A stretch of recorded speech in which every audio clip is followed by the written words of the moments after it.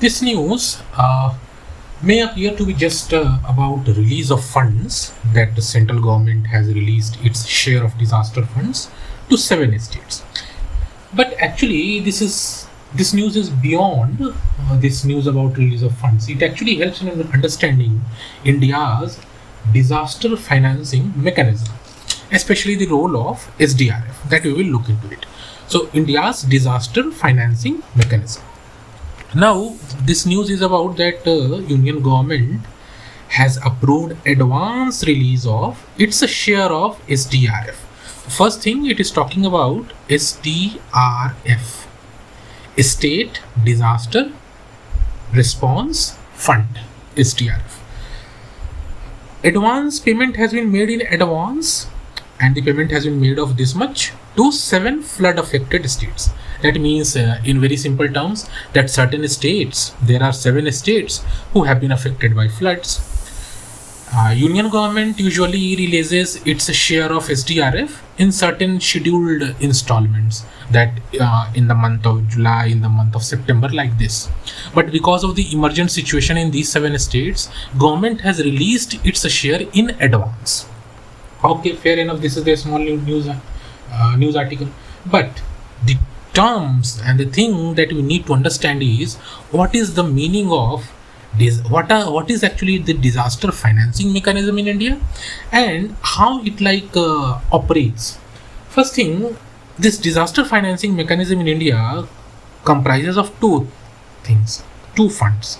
One is National Disaster Response Fund, and this is State Disaster Response Fund. This is at state level, this is at national level. This State Disaster Response Fund is the primary disaster relief fund. It is the primary disaster relief fund. What it means by saying, when we say that primary, what does it mean by saying primary?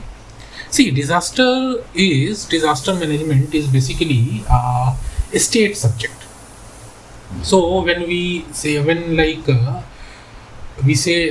disaster is happening in a particular location, particular place, the state has to be the first responder because its administration is very nearby, very close by. So this is the primary disaster relief fund with every state government. Think of it as an emergency fund available to tackle disasters. So whenever a disaster occurs, the state first spends first from this SDRF. Whenever a disaster is occurring, a state will first spend from the NDRF. That's why it is called Primary Disaster Relief Fund. Now, who contributes to SDRF? To SDRF contribution is segregated between union plus state. How it is being contributed? So the union, basically the central government contributes 75% of the fund, and the state government contributes nearly 25, remaining 25%. This applies to general states, but for a special category states or for like northeastern or Himalayan states, this goes to 90% and this goes to 10%.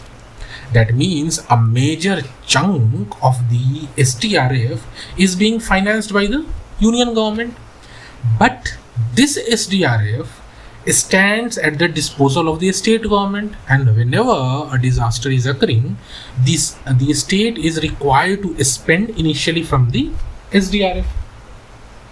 Now, why does the center contribute? Because it is a SDRF.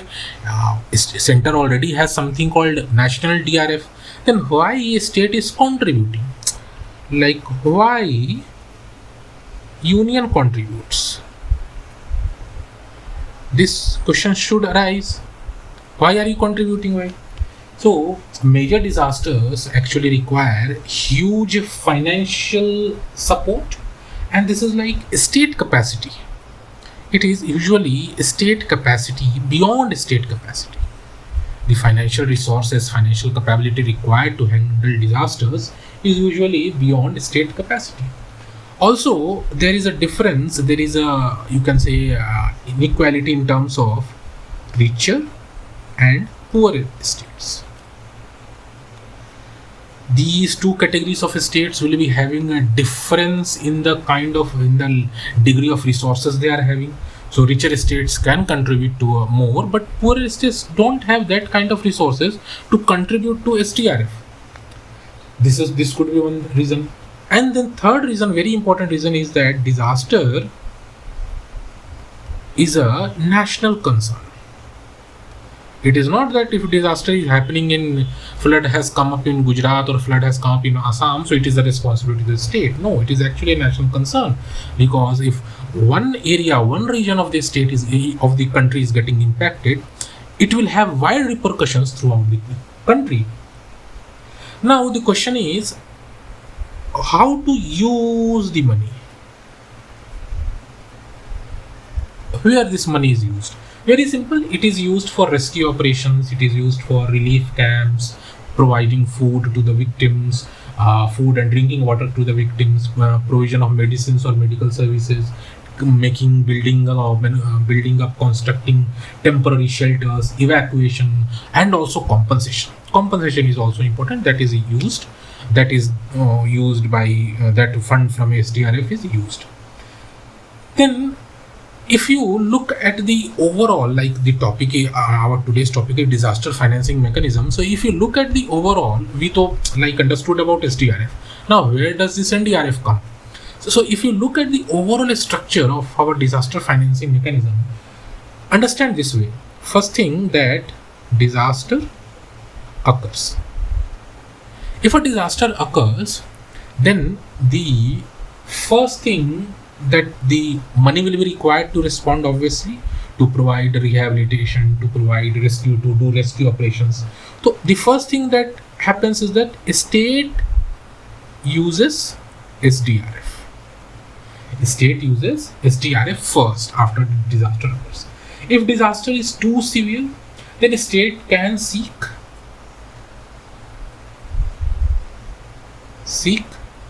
central assistance. If say assistance is being sought by the state, central assistance being sought, then state can seek, and the central government can provide extra support through NDRF. So this is the overall brief, you can say, structure how this disaster financing mechanism goes ahead in our country. Now you should understand a very basic thing, the difference between NDRF and SDRF. We understood SDRF. That it is a primary disaster relief fund in the states. Its contribution we understood.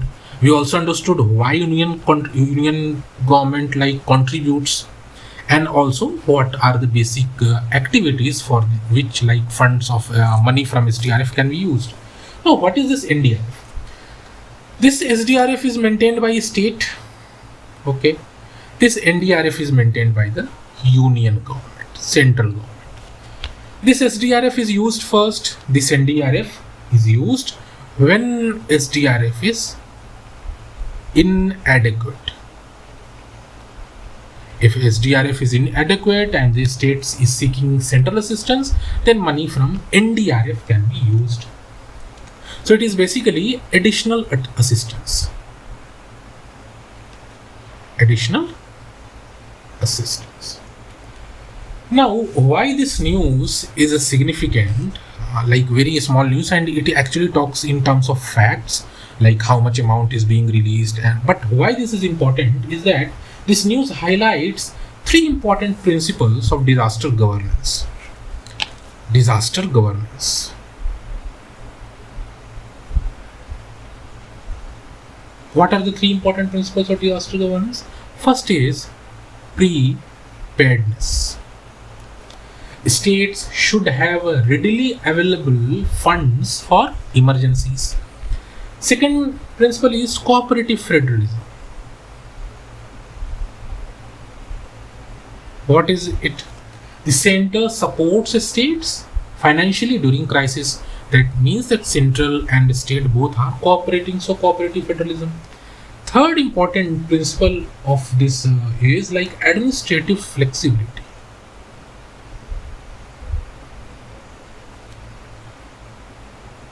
Flexibility. What does it mean? It means that you take understand this way that procedural rules can be relaxed to ensure timely relief when lives and livelihoods are at stake. How this administrative flexibility is being noted here? Because the central government has released the funds in advance before the scheduled release of the funds. For example, consider the funds were to be released at the end of August, but central government had released on the 1st of August. That means some kind of flexibility is there depending on how the situation is emerging or evolving. So this was a very good article. Like, this news article does not have that much information, but yes, how this disaster financing mechanism works in India, that we need to understand. Now we will move to our next article. This article is going to be very important because this article is about India's balancing act to boost China-US investment trade.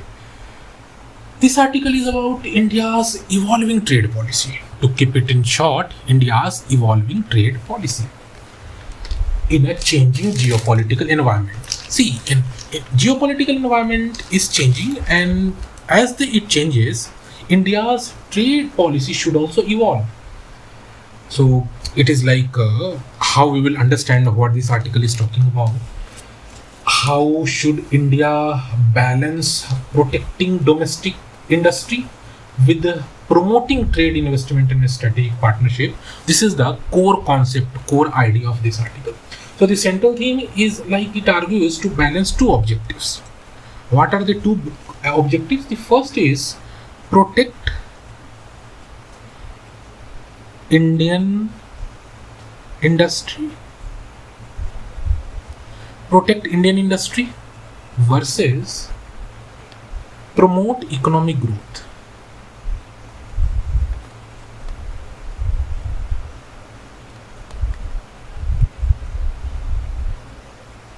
So two core objectives. These are the two, you can say, core themes of this article.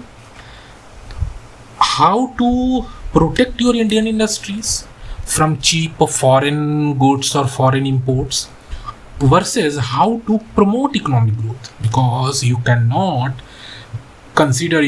think of growing economically by remaining disassociated from the outside world, because there is very strong supply chain.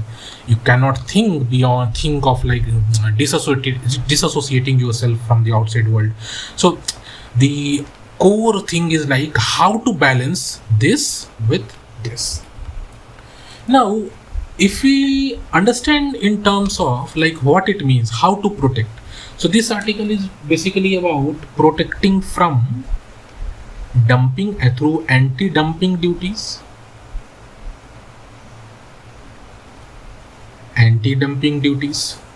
protecting Indian industry through restrictions on unfair imports,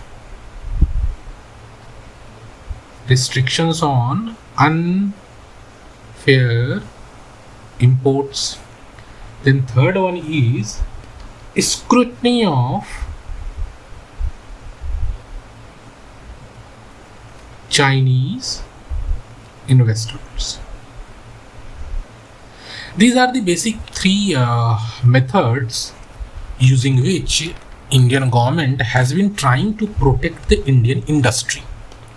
It tried to protect Indian industry by imposing anti-dumping duties, by imposing restrictions when it came to unfair imports, by scrutinizing Chinese investments. That's why like a lot of anti-dumping duties have been imposed, and Chinese investments have been like highly regulated. To a great extent, they were restricted. Now, how to promote this economic growth? How this can be done? So, economic growth through cheaper imports for manufacturers. That means cheaper import of intermediate goods. so that cheaper intermediate goods in terms of raw materials etc. can be imported, for example, from China, and manufacturer can use those cheaper imports to create high quality finished products, and they can remain competitive in the global market. Another thing is like attracting foreign investment. This is also one of the methods of promoting economic growth, because Indian government or India is like cannot think of doing all the investment domestically. Foreign investment is required. Improve exports. Exports need to be improved, because if we are not able to sell our products outside the country, we cannot diversify. We will remain independent on domestic sales. Then very important is ties, strengthening of ties with our major trade partners like US and China. So these are the basic methods, basic procedures, basic policy decisions using which the government seeks to promote economic growth. But there is not a very easy decision. There has to be a tightrope, because if you attract foreign investment freely from China, there will be some sort of threat to national security. It is being very often said. So we cannot freely attract foreign investment from China.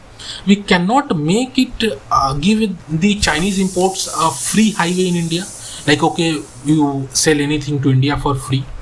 And also, to improve our exports, we need to have very decent ties, not only with US and China, but also with other countries. So there is some sort of very tightrope that this article is talking about, and it actually talks how this tightrope is being balanced in recent times.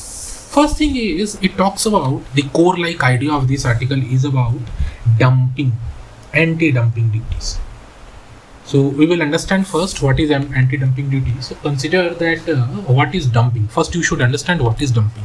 So this is the foundation of the article about regarding dumping. So dumping occurs when a foreign company, suppose this is India and this is a foreign company sells goods in India at below its normal domestic price or below the cost of production. For example, consider that a Chinese company manufactures steel at rupees 100. एक China की company है, it manufactures steel at rupees 100. Manufacturing cost is 100 rupees, but it sells in China for 120. Manufacturing cost is 100. It sells in China for rupees 120. But in India, it is selling it at rupees 80. In India, it is selling it as rupees 80. That means it is selling in India lower than its cost of production and lower than its selling price in China. So this is called dumping. China is dumping its products in India.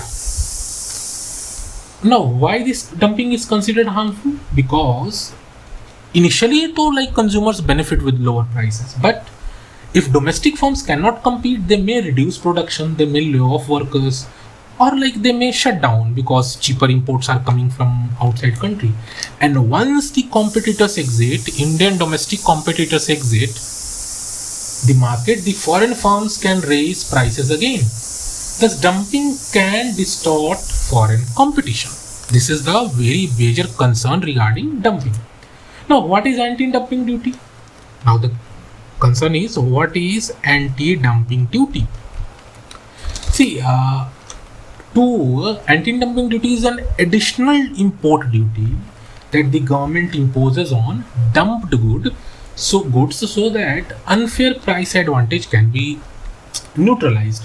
For example, if the original selling price of this product in China is rupees 120, but China in India is selling it at 80, then there is a difference of 40 rupees.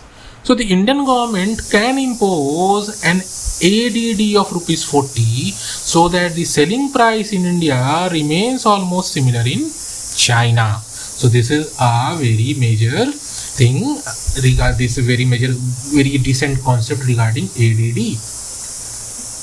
Now, One thing that this article discusses is how is ADD imposed in India. First thing is that domestic industry, the procedure is not that important, but still you can have some idea that how is ADD imposed. So first thing that a domestic company alleges that there is some dumping happening from a particular country or for this particular product. Then there is body called DGTR, Director General of Trade, Foreign Trade. This Director General of Foreign Trade initiates an investigation. It is actually called Director General of Trade Remedies. This DGTR initiates an investigation, and on the basis of its investigation, it gives some recommendation to Ministry of Finance. And when this recommendation is given, then the Ministry of Finance can take final decision. Now here comes what this news article is actually saying. This is saying that historically between 1990 to between 1991 to 2021, there were nearly 152 recommendations by DGTR to the Ministry of Finance, and of these the ministry had rejected only 5. That means for nearly 30 years DGTR has given nearly 1,000 recommendations, and almost all of these have been approved except 5 by the Ministry of Finance. But this thing seems to have changed from 2020. What has changed? It says that there is the rejection rates has increased.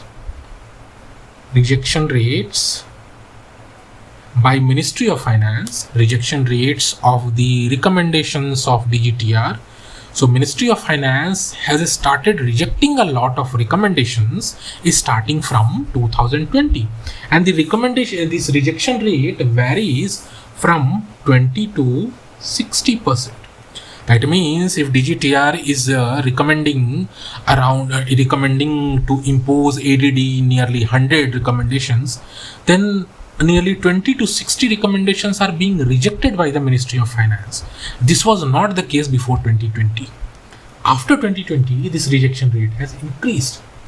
Now, why the government is rejecting these many recommendations?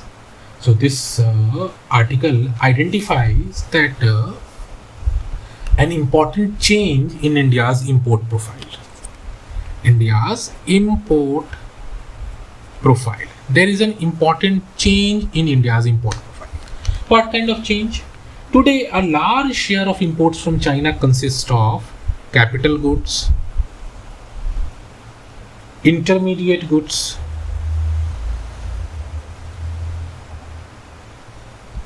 and raw materials. As we discussed a while ago, if it is like raw materials, intermediate goods, capital goods, if Indian companies, Indian manufacturers want to sell or stay beneficial or profitable, they need to import these from, for example, for countries like China. And if government keeps imposing an ADD on these products, these items, then the Indian companies will not be having access to cheap raw materials, to cheap intermediate goods, to cheap capital goods. So that's why, considering this as a realistic approach, the government has started to reject this ADD for a couple of numbers. For example, consider this, there is an Indian company that assembles solar panels. So it will need to import solar cells, specialized glasses from China, most probably. And if China imposes anti-dumping, if India imposes anti-dumping duty on these inputs, then these inputs will become costlier. So that's why this is the change of approach. Now, why has India And not only this, not only ADD, there are other things as well that this article talks about. That in recent times, India has acted very prudently in terms of other things as well when it comes to China. For example, it is like FDI relaxation from China. It says somewhere that in 2020, the government amended the FDI policy to mandate investments from firms in countries sharing land border with India can be done only after central's approval. Earlier, what was a thing that the countries sharing land border with India were not allowed to do FDI in India. But in 2020, a bit amendment came like after center's approval, those countries can do FDI in India. Then Chinese firms in power plants. Chinese in power plants. This has also been in news very recently that Center in July allowed 4 firms with the Chinese ownership to bid for projects in the power sector. So this is also a kind of flexibility. Earlier the thought was that no, we cannot allow China, because if China is allowed to in the power sector, that may impose that can be act as a national security threat in future. Chinese companies getting access to India's power sector, but that also has been relaxed recently. Then one more thing is that e-commerce FDI. E-commerce FDI. This also says that somewhere yes, Indian firms export more. The center diluted its stance on FDI by e-commerce companies. So these are the some basic 3 decisions taken by the central government that highlight that the government is actually trying to balance these 2 objectives. It is also for the sake of promotion of economic growth. It is Indian government is relaxing some rules so that Chinese capital, Chinese raw materials, Chinese intermediate goods can be imported to India.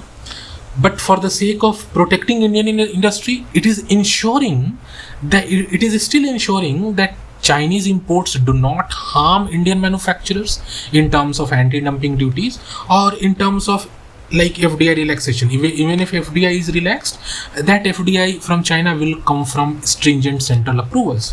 So these were like very basic some of like ideas shared in this news article.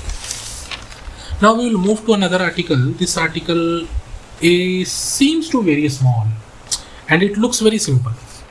If you look at this article, record green power reduces coal's share. So if you look at this article seems very simple, but it reflects a major structural shift in India's electricity sector.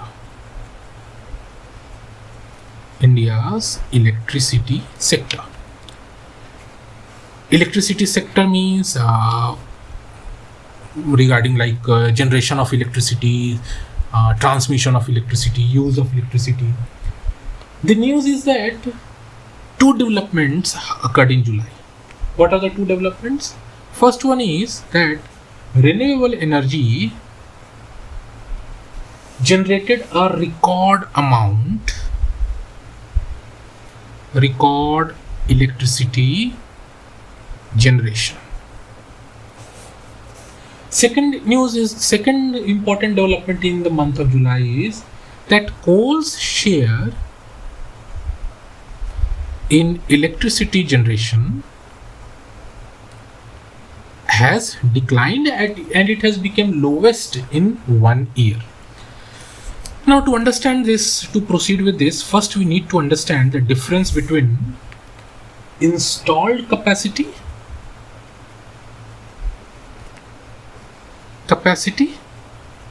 versus electricity generation. These are 2 different terms. Very simple. Installed capacity means how much electricity a power plant can produce if it operates at full capacity. Like for example, a solar park has a capacity of 100 megawatt.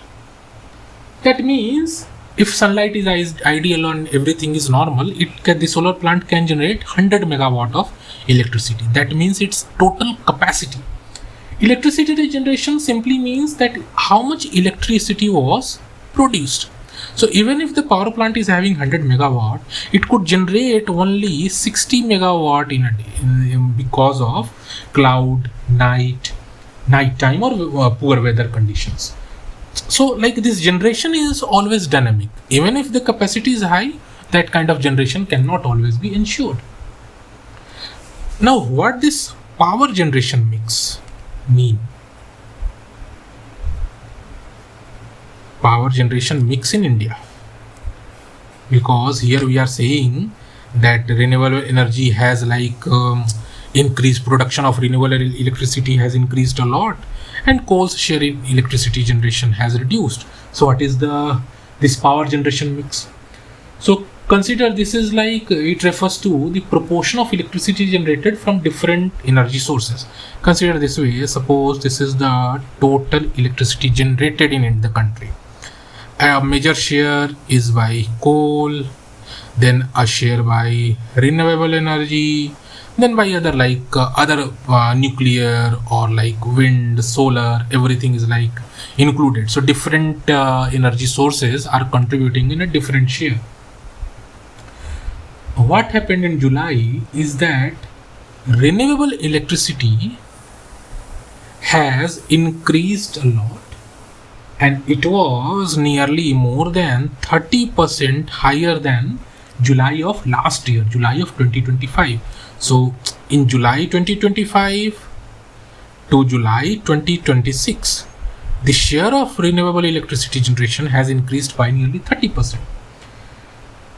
It does not mean that coal generation has decreased. Not necessarily it means so. What it actually means is that the share of coal in this thing has declined. So earlier, if the coal was having a share of say 70%, so that has declined to 65%. Earlier, if the coal was coal power generation fell to 65% in July from 69% in June. So in June, the coal was share in this electricity generation mix is 69%. In July, it reduced to 65%. So the share has decreased, and this decrease has happened mostly because of increased production, increased generation from renewable sources. What could be the major reasons? Reasons behind increasing renewable generations? What is renewable electricity generation has increased? What could be the reason? The first reason is solar capacity has expanded. Wind generation has also improved. Obviously, if we are thinking in terms of improved or increased generation of renewable energy sources, renewable electricity, then obviously the sources, the generating the electricity will be increasing. So obviously the solar capacity will be increasing, wind generation capacity will be increasing. But coal is still important. Coal is still important because still coal supplies nearly 65%, 66%. This coal is important because it is not dependent on weather, and it provides some basic core electricity, places where electricity disruption cannot be accepted, cannot be tolerated. In those regions, coal is still the core source of electricity generation. Why this development is important? This development happened renewable energy generation has increased. This development is important because it shows that India's electricity transition is accelerating. India's energy transition is accelerating.